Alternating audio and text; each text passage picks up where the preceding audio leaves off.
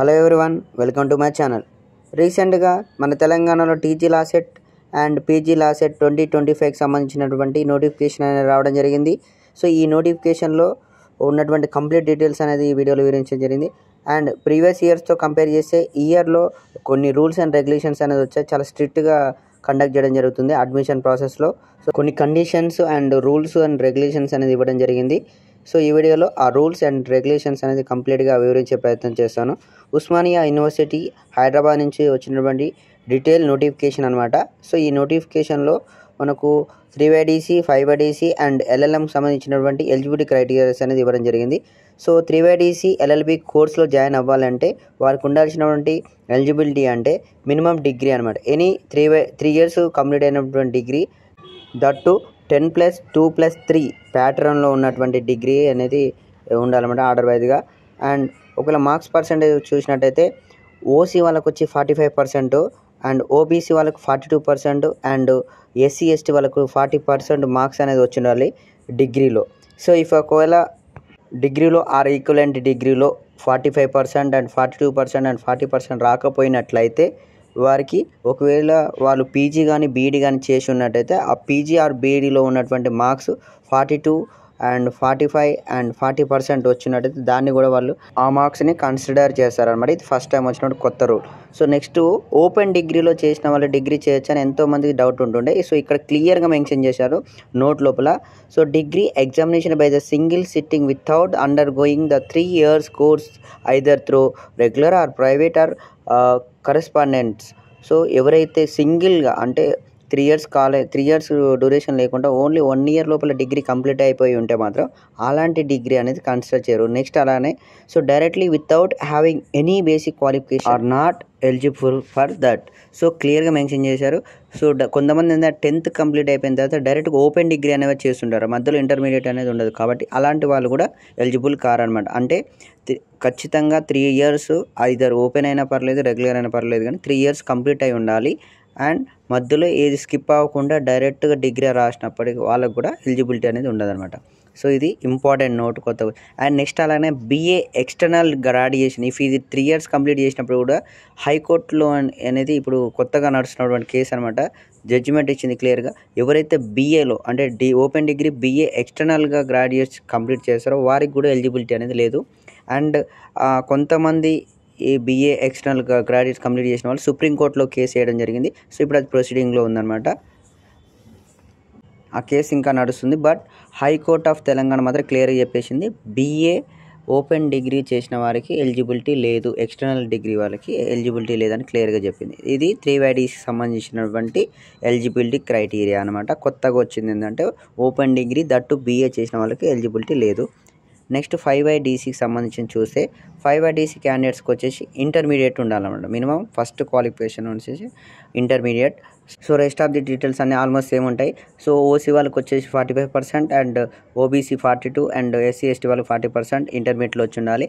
And equivalent degree అంటే ఇప్పుడు diploma polytechnic కూడా 3 years ఉంటుంది, దాన్ని కూడా మనకు ఇంటర్మీడియట్ లాగా కన్సిడర్ చేస్తారనమాట. సో పాలిటెక్నిక్ కంప్లీట్ చేసిన వాళ్ళు కూడా 5YDC అంటే 5 years లానే చదువుకోవచ్చు అనమాట. Next qualify marks. సో ఈ ఎగ్జామ్ అనేది 120 మార్క్స్ ఉంటుంది అనమాట. 120లో యావరేజ్గా మనకి 35% మార్క్స్ వస్తే సరిపోతుంది. అంటే 42 మార్క్స్ అనేది రావాలి. అందులో SC ST వాళ్ళకి మాత్రం ఎలాంటి మినిమం క్వాలిఫై మార్క్స్ అనేది లేదు. ఓన్లీ ఓబీసీ అండ్ ఓసీ వాళ్ళకి మాత్రం 42 మార్క్స్ అనేది మినిమం క్వాలిఫై మార్క్స్ ఉంటుంది. 42 మార్క్స్ వచ్చినట్టయితే మాత్రమే ర్యాంక్స్ అనేది రావడం జరుగుతుంది అనమాట. సో ఖచ్చితంగా అప్లై చేసిన తర్వాత ఎగ్జామ్కి అనేది అటెండ్ అవ్వాలి. అండ్ అక్కడ ఉన్నటువంటి ఏమైనా మిస్టేక్స్ మీరు అప్లై చేసేటప్పుడు ఉన్నా కూడా మనదే అనమాట. సో నెక్స్ట్ వచ్చేసి age limit. So age limit అనేది ఏమీ లేదనమాట. LLB ఎవరైనా సరే 3YDC అయినా 5YDC అయినా సరే ఎవరైనా సరే రాసుకోవచ్చు. LLBకి ఎలాంటి ఏజ్ లిమిట్ అనేది లేదు. నెక్స్ట్ వచ్చేసి ర్యాంకింగ్. సో ర్యాంకింగ్ గురించి మాట్లాడినట్టయితే ర్యాంకింగ్ అనేది మనకి ఎంట్రన్స్లో వచ్చినటువంటి మార్క్స్ని బేస్ చేసుకొని ర్యాంకింగ్ అనేది కన్సిడర్ చేయడం జరుగుతుంది అనమాట, ర్యాంక్స్ వైజ్గా. సో ఇక్కడ ఒకవేళ మార్క్స్ అనేది సేమ్ వచ్చినాయి అనుకోండి, అప్పుడు పార్ట్ Cలో వచ్చినటువంటి ఎవరికైతే హైయెస్ట్ వచ్చిందో సేమ్ వచ్చినప్పుడు లేదంటే పార్ట్ C పార్ట్ B మార్క్స్ని కన్సిడర్ చేస్తారు. ఒకవేళ పార్ట్ B పార్ట్ Cలో కూడా మార్క్స్ సేమ్ వచ్చి ఉన్నట్లయితే అప్పుడు ఏజ్ని కన్సిడర్ ఎవరైతే హయ్యర్ ఏజ్ ఉంటుంది, ఎక్కువ ఏజ్ ఉంటుందో వాళ్ళకి ఆ సీట్ అనేది అలాట్ చేయడం జరుగుతుంది.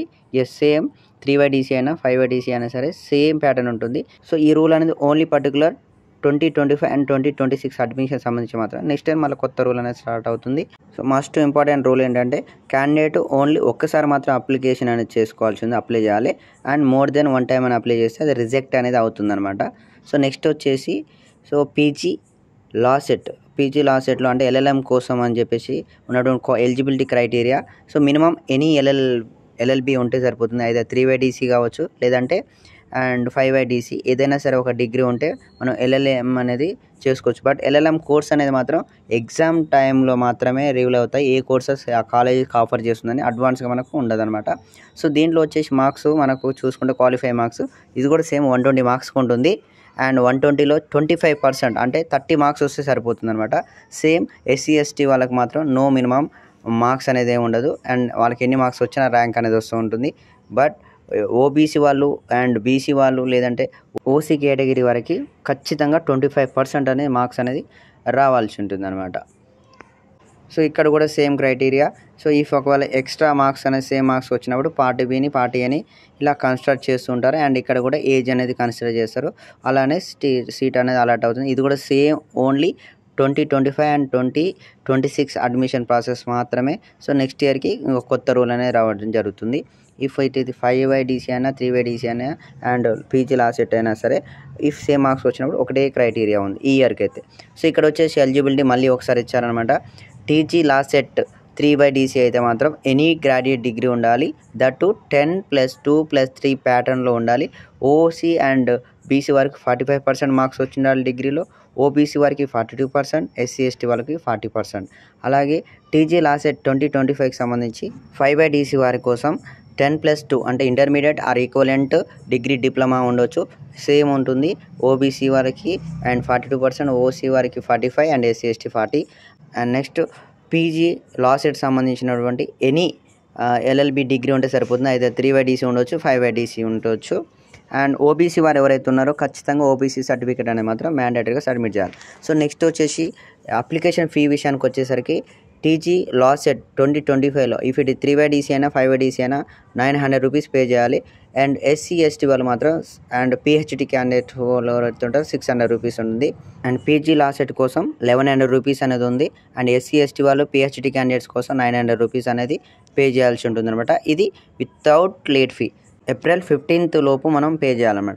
So next with late fee 500తోని లాస్ట్ డేట్ వచ్చేసి 25th April ఉంది. అలాగే 1000 రూపీస్ లేట్ ఫీతోని 5th May వరకు ఉంది.